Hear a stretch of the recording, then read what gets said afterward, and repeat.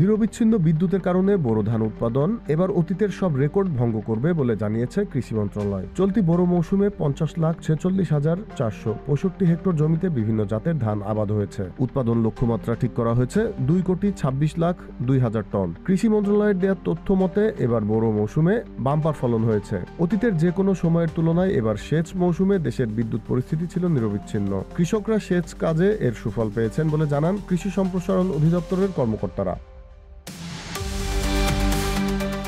বিগত আওয়ামী লীগ সরকারের সময় ঠিকমতো বিদ্যুৎ সরবরাহ না পাওয়ায় জমিতে সেচ দিতে পারেনি কৃষকরা, ফলে প্রতিনিয়ত ক্ষতিগ্রস্ত হয় তারা। তবে এবার এ সমস্যা না থাকায় খুশি কৃষকরা। কৃষি মন্ত্রণালয়ের কর্মকর্তারা জানিয়েছেন, গতবারের তুলনায় এবার 15 লাখ টন বেশি ধান উৎপাদন হবে। আগাম বন্যা ও প্রবল ঘূর্ণিঝড়ের মতো প্রাকৃতিক দুর্যোগের আগাম সতর্ক বার্তাকে গুরুত্বের সঙ্গে নিয়ে কৃষি মন্ত্রণালয় পাকা ধান মাঠে থাকবে না নীতি ঠিক করেছে। প্রতিটি উপজেলা কৃষি কর্মকর্তাদের আবহাওয়া অধিদপ্তরের সঙ্গে সমন্বয় রেখে পাকা ধান কাটার বিষয়ে করণীয় ঠিক করারও নির্দেশনা দেওয়া হয়েছে মন্ত্রণালয় থেকে।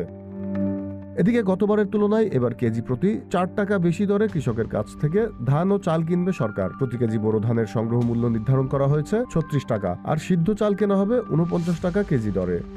Head news, Dhaka.